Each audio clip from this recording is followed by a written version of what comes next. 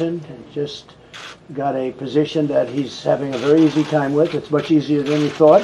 I was just saying, is it tougher or easier? He said, well, it's, I guess, what he expected. I think it's pretty much what he expected. It is.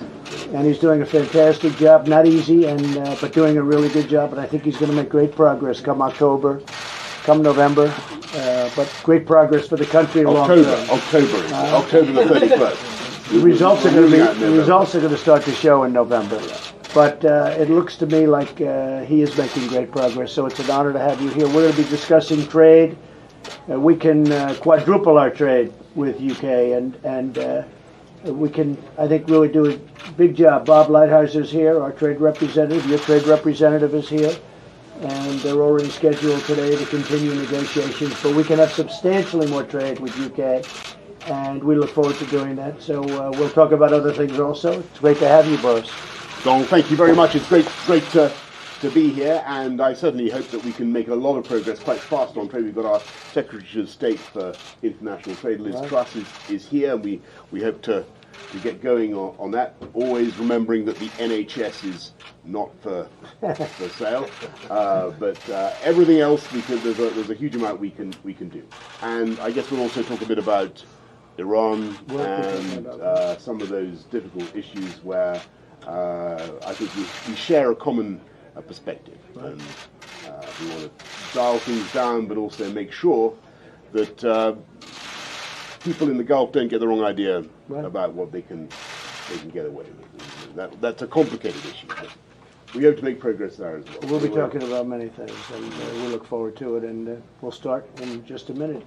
So thank you very much, everybody. Thank you. Mr. Johnson, some of your critics are saying that you should resign because you misled the Queen with regard to shutting Parliament down. How do you respond to that? Well, as I said earlier on, thank you very much. Well, as I said earlier on, let's be absolutely clear. We respect the judiciary in our country. We respect the court. I disagree profoundly with what they had to say. I think it was entirely right to go ahead with a plan for a Queen's speech. This is the longest period we haven't had a Queen's speech for 400 years. We've got a dynamic domestic agenda we need to be getting on with. More police on the streets, investment in our National Health Service, improving our education. We need to get on with that. And frankly, I think we need to get on with Brexit. That's the overwhelming view of the British people. Whether they voted to leave or remain, they want to get this thing done by October the 31st. And that's what we're going to do. Mr. President. That was a very nasty question from a great American reporter. Was that an American report? That's an American reporter. Very nice. I think a good one. But I think he was asking a question, to be fair, that a lot of British reporters would have asked. Now that we have that out of the way. He's not, I'll tell you, I know him well. He's not going anywhere. Don't worry about him. Okay, go ahead. Any other questions? Any advice for the Prime Minister as how he should deal with the judges? No, I think he's dealing very well. Everything I see is what, look, I watch it very closely. He's a friend of mine. I tend to watch friends closer than enemies, but the enemies you have to watch in a different way. I think he's doing very well. It's a complicated subject, but they took a vote, and the vote was, I was there. I happened to be there the day of that vote. Were you there on the vote? I made a prediction even. I even made a prediction. It was a correct prediction. And, you know, that was a long time ago, and it takes a man like this to get it done. And they have to get it done. Otherwise, it'd be a terrible thing to do it any other way.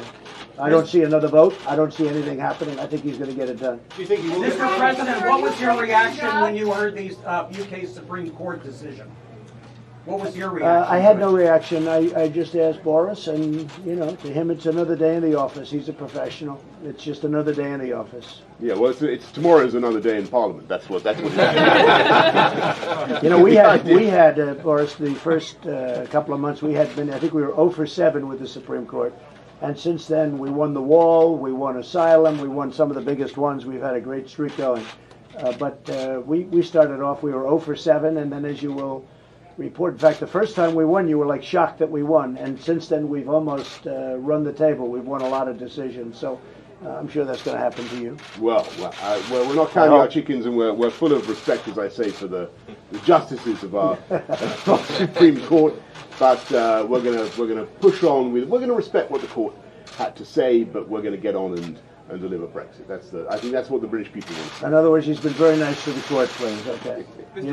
He has total respect for the court. Yeah, Joe. Mr. President, on a separate subject, can you explain why aid to Ukraine was stopped? Because I think that other countries should be paying also. Why is the United States the only one paying to Ukraine? And I've been talking about this for a long time, not only with respect to Ukraine, but a lot of other countries. But frankly, why isn't Germany, I just met with the Chancellor, why isn't Germany, why isn't France, why aren't these other countries paying payment? Why are we paying all the time? And nobody's given, I believe, more to Ukraine. You know, President Obama used to send pillows and sheets. I sent anti-tank weapons and a lot of things to Ukraine. We think that it's very important. And both, by the way, I don't know if you know it or not, that payment was made. But I wanted to get other countries should also pay, because frankly it affects them more. I mean, that's a barrier, that's a wall between Russia and the UK, and they don't pay. And why are they not paying? Why is it always the United States that's paying? And I made that loud and clear. I told that to Mick Mulvaney. I told it to a lot of people. Where's Mick, wherever he is? I told it to a lot of different people. I told it to Mike. I told it to two Mikes. I told it to Steve. Yes. I keep asking the same. I said it to Wilbur Ross. I keep asking the same question. Why is it that the United States is always paying these foreign countries and other foreign countries that frankly are much more affected, they're not? So I said, hold it up, let's get other people to pay. And then everybody called me, oh, please, can we pay? And I said, and there was never any quid pro quo. The letter was beautiful. It was a perfect letter. It was unlike Biden, who, by the way, what he said was a horror. And ask how his son made millions of dollars from Ukraine, made millions of dollars from China, even though he had no expertise whatsoever. Okay? So what he did was a real problem. With us, there was no pressure applied, no nothing. Okay, folks, thank you very much. Thank you. Thank you, Russ. Thank you, Russ.